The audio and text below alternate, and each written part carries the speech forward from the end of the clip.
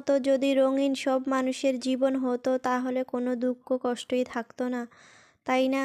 So hello everyone, আসসালামু আলাইকুম। সবাই কেমন আছেন? আশা করি সবাই ভালো আছেন। আলহামদুলিল্লাহ, আল্লাহর অশেষ রহমতে আমিও ভালো আছি। তো বরাবরের মতো আজকেও সকাল সকাল ব্লগটি স্টার্ট করে দিলাম। আশা করি সবাই পুরো ভিডিওটি স্কিপ না করে দেখবেন।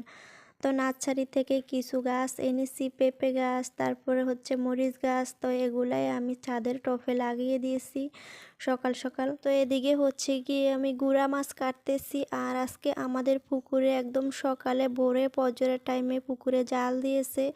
তো জাল দিয়ে অনেক বড় ছোট মাছ পেয়েছে। তো বড় মাছগুলো আমি কেটে আগে ফ্রিজে রেখে দিয়েছি। তারপরে হচ্ছে গিয়ে ছোট মাছগুলা কাটতেছি। ছোট মাছগুলা কাটতে গিয়ে তো আমার নাজেহাল অবস্থা। অনেকক্ষণ যাবৎ বসে থেকে আমার পুরা মাজা ব্যথা হয়ে গেছে।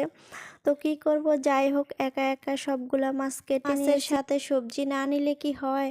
তো বাড়ির পাশে ভ্যানে করে বিভিন্ন ধরনের সবজি নিয়ে আসছে। তো ওখান থেকে আমি কিছু সবজি রেখেছি। এদিকে হচ্ছে সকালে নাস্তার জন্য খিচুড়ি রান্না করতেছি সবজি ছাড়া।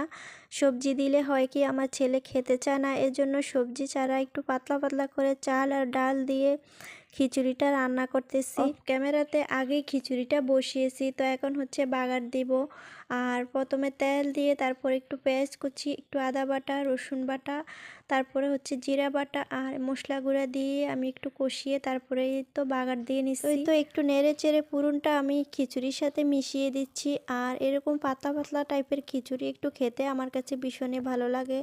তো সবজিটা দিলে আর একটু ভালো লাগতো, কিন্তু আমার ছেলের জন্য সবজিটা দিতে পারি না, ও খেতে চায় না, এজন্য সবজি ছাড়াই আজকে রান্না করেছি। তো সাথে একটা টমেটো দিয়েছি আর ছোট ছোট টুকরো করে 2টা আলু দিয়েছি। নিয়ত সংসারের সব কাজ কাম করে চারিদিক সব কিছু সামলিয়ে ভিডিও বানিয়ে সেই ভিডিও আপলোড করা কতটা যে কষ্ট, যারা ইউটিউবিং করে তারাই একমাত্র বুঝে। অনলাইন প্ল্যাটফর্ম কারোর জন্য সহজ হয়, আবার কারোর জন্য খুবই কঠিন। তো কারো চ্যানেল 1 মাসের ভিতরে গ্রো হয়ে যায়, আবার কারোটা 1-2 বছরও লেগে যায়। বড় আশা আকাঙ্ক্ষার স্বপ্ন নিয়ে ইউটিউব জগতে পাও রাখা, জানি না কতটুকু কি করতে পারবো। তো প্লিজ এই ছোট বোনটির পাশে থাকবেন, একটু সাপোর্ট করবেন। আর ভালো লাগলে ভিডিওটি চ্যানেলটা সাবস্ক্রাইব করে দিবেন। সবারই স্বপ্ন থাকে নিজের পায়ে নিজে দাঁড়ানো, নিজে কিছু করার, তেমনটা হচ্ছে আমিও রোজ রোজ স্বপ্নে দেখি নিজে কিছু করতে পারতাম, নিজের পায়ে নিজে দাঁড়াতে পারতাম। তো বরাবরের মতো আমার ইচ্ছে নিজের যোগ্যতায় নিজে বাঁচতে পারতাম, নিজে কিছু করতে পারতাম, অন্যের বোঝা না হতাম, এটাই সবসময় ইচ্ছে হয়।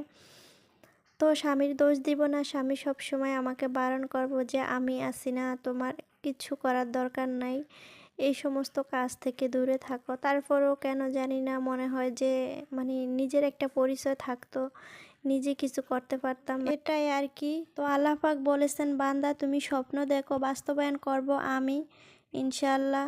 তো জানি দুদিন আগে আর পরে আল্লাহ তাআলা একদিন হয়তো মনের সকল আশা ভরসা পূর্ণ করবে ইনশাআল্লাহ, আলহামদুলিল্লাহ। তো এভাবে সকলের আশা পূর্ণ হোক, তার সাথে আমাদেরও পূর্ণ হোক।